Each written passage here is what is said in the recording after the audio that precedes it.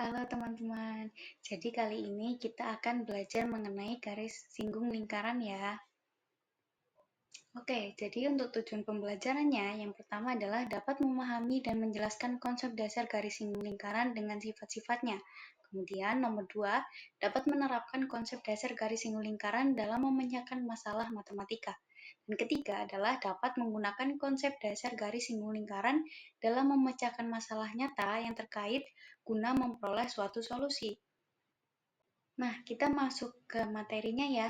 Yang pertama adalah garis singgung lingkaran. Jadi, ada sebuah lingkaran dengan pusat di titik O dan ada garis L, yang mana garis L merupakan garis singgung lingkaran di titik A. Jadi, dia menyinggung di satu kurva pada lingkaran. Dan O itu merupakan titik pusat lingkaran, AB adalah diameter lingkarannya, dan garis L adalah garis singgung lingkaran di titik A. Garis singgung adalah garis lurus yang menyinggung lingkaran satu kurva di sebuah titik.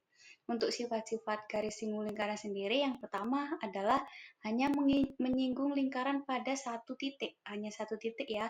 Yang kedua, garis singgung selalu tegak lurus dengan jari-jari atau diameter lingkaran. Nah, itu tadi sifat-sifat garis singgung lingkarannya.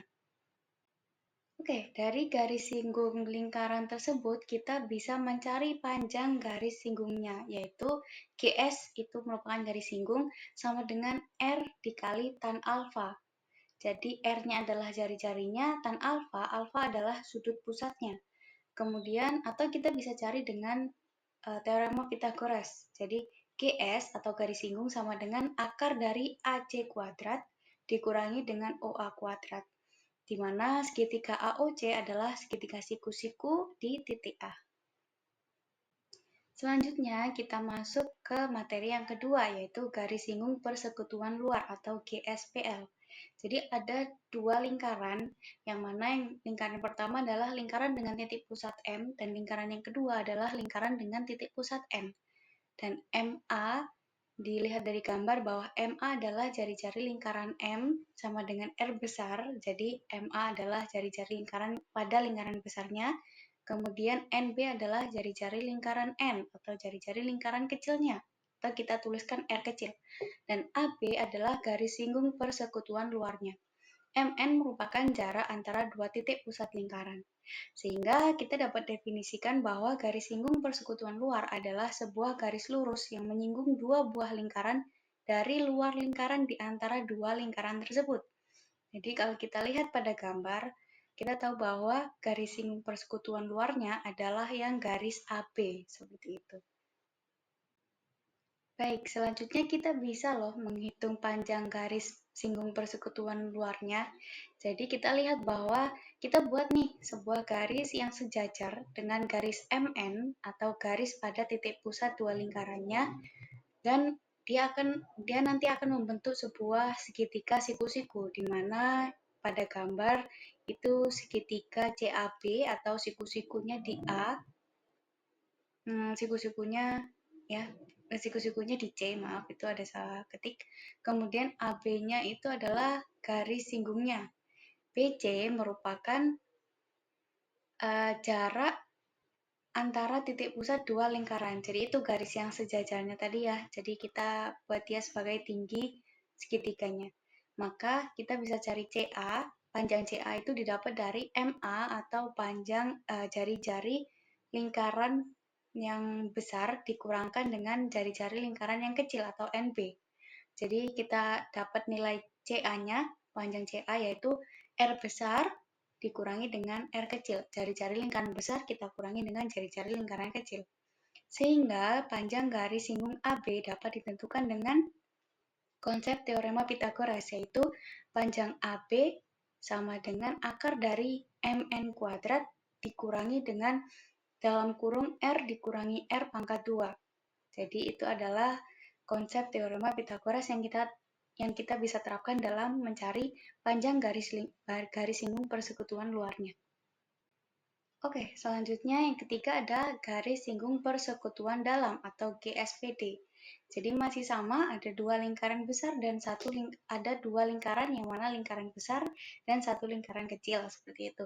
Jadi untuk MA-nya kalau kita lihat dari gambar adalah jari-jari lingkaran M atau jari-jari lingkaran pada lingkaran yang besar. Dan NB adalah jari-jari lingkaran N atau jari-jari lingkaran yang pada lingkaran kecil. Dan AB merupakan garis singgung persekutuan dalamnya. Itu AB ya. Jadi kalau kita lihat perbedaan di garis singgung persekutuan dalam dan luar, kalau luar itu dia menyinggung di atas atau di bawahnya. Tetapi kalau garis singgung persekutuan dalam, garis singgungnya itu dia masuk di antara dua lingkaran tersebut. Jadi dapat didefinisikan bahwa garis singgung persekutuan dalam adalah sebuah garis lurus yang menyinggung dua buah lingkaran dari sebelah dalam di antara dua lingkaran tersebut. Ya, jadi selanjutnya kita bisa mencari nih panjang garis singgung persekutuan dalamnya. Dan kita lihat bahwa kita sudah membentuk sebuah segitiga siku-siku M, B aksen N, yang mana siku-siku ada di titik sudut B aksen. Jadi B aksen sendiri itu atau garis M B aksen itu didapat dari perpanjangan garis singgung lingkaran. Jadi kita buat sejajar gitu ya, sama seperti konsep garis singgung persekutuan luar tadi. Jadi kita buat sejajar, kemudian kita bisa membentuk nih sebuah garis singgung, sebuah segitiga siku-siku. Kemudian MN-nya adalah jarak antara titik pusat dua lingkaran. Sedangkan NB itu kita dapatkan dari panjang jari-jari lingkaran besar kita kurangi dengan panjang jari-jari lingkaran yang kecil. Maka panjang garis singgung AB-nya kita dapat dari akar MN kuadrat dikurangi panjang jari-jari lingkaran besar ditambah jari-jari lingkaran kecil kita kuadratkan. Jadi masih sama dengan menggunakan konsep teorema Pythagoras. Jadi kita bisa terapkan lagi di garis singgung persekutuan dalamnya. Tapi hati-hati untuk operasi penjumlahan atau pengurangan pada jari-jarinya ya. Baik, sekian untuk pemaparan materi garis singgung lingkaran. Jadi tadi ada 3 ya. Yang pertama adalah garis singgung lingkaran saja. Yang kedua adalah garis singgung persekutuan luar. Dan yang ketiga adalah garis singgung persekutuan dalam. Oke, jadi sekian materi yang bisa disampaikan. Mungkin bisa dipelajari kembali. Nah, mungkin kalau ada pertanyaan boleh ditanyakan di kolom komentar. Sampai bertemu di video selanjutnya. Bye-bye.